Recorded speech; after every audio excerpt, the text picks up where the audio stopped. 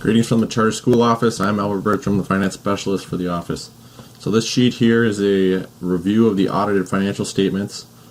This sheet is a form of communication between myself and others in the office, and now we're bringing it out to you via video. We use this as a piece to our renewal information, so it's important that we're on the same page and everyone knows what's on here. Though NHA schools take all the revenue as part of their management agreement, this audit is still available to the public, so it's good to know what's on here and have a good understanding of where everything's derived from. So with that, we'll get right into it. The statement of net positions right here. So here's the heading, statement of net positions. You'll see the total assets, total liabilities, the classifications, and then the ending net position for the current year and the previous year's net position. So that lets you compare from year to year. So to find these on the audit, we'll go to the audit really quick. Statement of net position right here. You'll see the current assets and then the total assets down here. So 1069491. We'll go back. 1069491. So you'll see those numbers will match up. So that's where those are from. Moving down, we'll go to the balance sheet. Now this is the general fund current assets, which I'll show you on the audit as well. And then here's the fund classifications. So going back to the audit, the balance sheet is 2 pages after the statement of net position. So 1, 2, balance sheet. Then we have the general fund right here. Here's the cash and the assets. And then as we go down to the bottom, we'll see the fund balance classifications for the general fund again. So make sure you stay in this column. We do look at these other columns, but it's not reflected on the sheet. So going back to our sheet, we'll see the cash and the due from governmental units right here, the amounts, and then as we come back over here, we see our unassigned balance and our committed balance. So to specify, unassigned is amounts that are available for any purpose. These amounts are reported only in the general fund. And then committed is amounts constrained to specific purposes by the board to be reported as committed. Amounts cannot be used for any other purpose unless the board takes action to remove or change the constraint.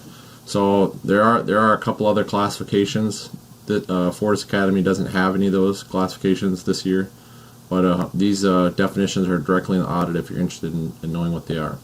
So as we move down, this section, before we move down, we'll move back up. This section shows a quick snapshot of the breakdown for the year. So we have our beginning fund balance, revenues, expenditures, and then other financing sources, and then our net change, and then our ending. Underneath that, you'll see a couple of calculations. General fund divided by revenues, which just takes the ending general fund, divides it by the total revenues. General fund minus restricted, which is the same calculation essentially, except if you had a restricted amount, it would take it out from down here. And then general fund divided by expenditures is just general fund divided by expenditures. Ending general fund divided by beginning general fund. If this is above 100%, then there was a slight increase. If this is below 100%, then there was a slight decrease or vast increase or decrease depending on the amount. So this was just a slight increase from last year, so that's why that's just over 100. So moving down, this section is kind of a summary of the page 4 informational piece. This is usually state aid notes for other schools and bonded debt or other form of long-term debt for other schools. NHA, as part of the agreement, they provide a lot of that stuff, so that's kind of not important for an NHA school. Here's the capital lease. So this is the rental payment for the building. It's kind of arbitrary in a sense that if NHA takes all the revenues, they can put this at whatever they want. But knowing that it's in the audit, this is why it's reflected there.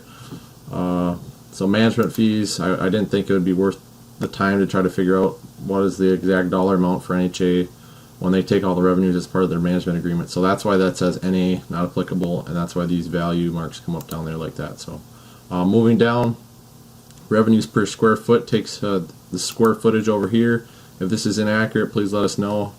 We gathered those I think a year or two ago from our field reps and contracts and such. So revenues per square foot just takes revenues, divides by that square footage. Expenses, same thing, divides it by the square foot.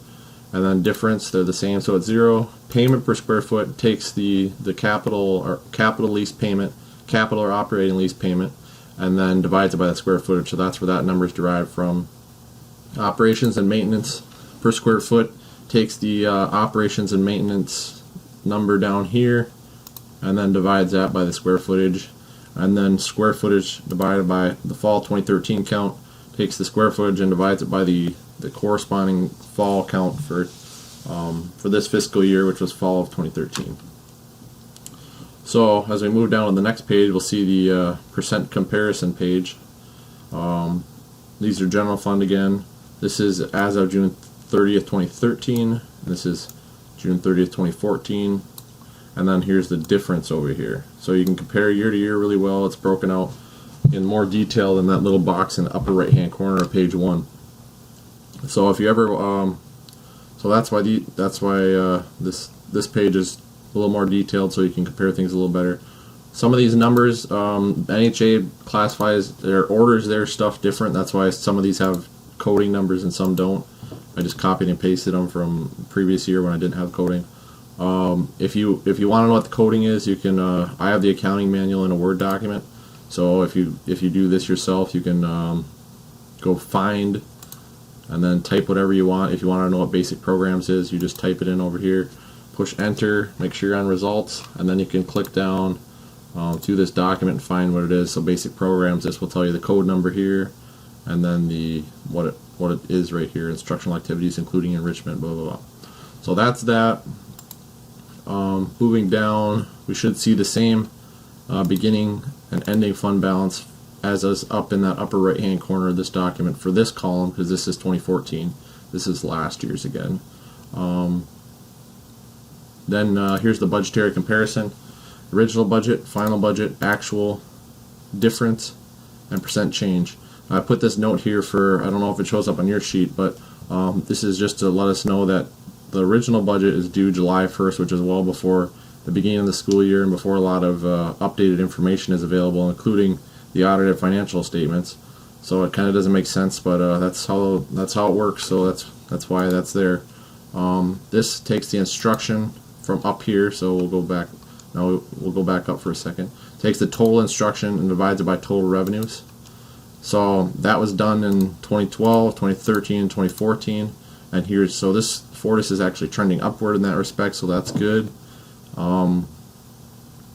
This is a revenue divided by the fall count for 2014, and then revenues divided by expenditures divided by the fall 2013 count, excuse me, then the difference.